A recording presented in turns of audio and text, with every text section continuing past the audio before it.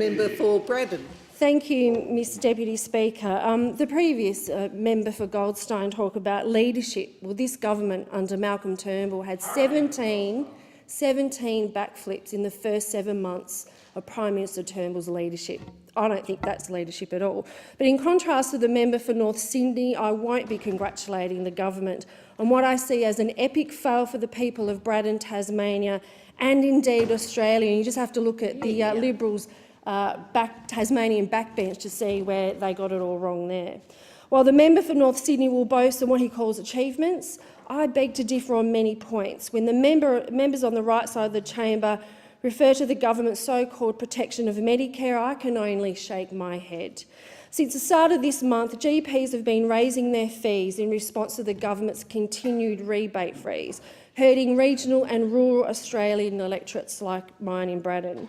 As a result, GPs are now under more pressure to stop bulk billing and pass the costs on to patients, which is making it incredibly difficult for those already struggling to be able to afford to see a doctor. Preventative health is also suffering, and while a focus on chronic health is welcomed, shouldn't the government also consider that preventative health is economically prudent, that actually keeping people from getting chronically ill in the first place actually saves money? But when it comes to education, the member for North Sydney simply spruiks changes to vocational education and training, which in fact have only been made better thanks to Labor's amendments in the Senate. What about Gonski? The Coalition continues to deny schools of $3.9 billion in Gonski funding in 2018 and 19 alone. Meanwhile, many schools continue to struggle to deliver effective education despite their best efforts. It's no wonder the member didn't list this as an achievement. Leading up to the election, and again in his speech, the member for North Sydney continues to talk about welfare dependency, while ignoring the fact that 5,200 jobs have been lost since the election. Cuts to pensions and additional barriers for people trying to access all sorts of assistance are certainly not the way to offer help. And more on jobs, another epic fail from the Coalition has been its constant bungling of the backpacker tax, which the member describes as simply better. Now that's just some mighty spin there.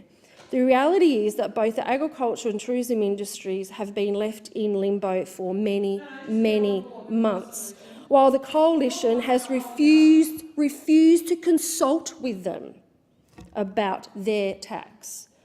Starting at 32.5% and then trying to put through 19%, what the Coalition didn't say was that this was going to make Australia uncompetitive and result in a declining number of backpackers coming to Tasmania. Treasury modelling actually says that.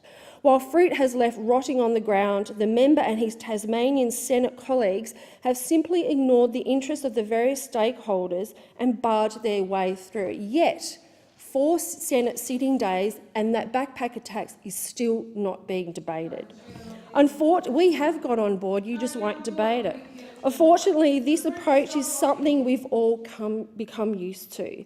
Surely the Coalition realises by now that the loss of the so-called three amigos to Labor at the election was a reflection of how this government has failed to listen to voters of Tasmania. There were plenty of examples too. There was hardly anything for Cradle Mountain infrastructure upgrade, which was to grow the economy and grow jobs in northern Tasmania, except a measly $1 million, despite support from the tourism industry and the region's 9 mayors.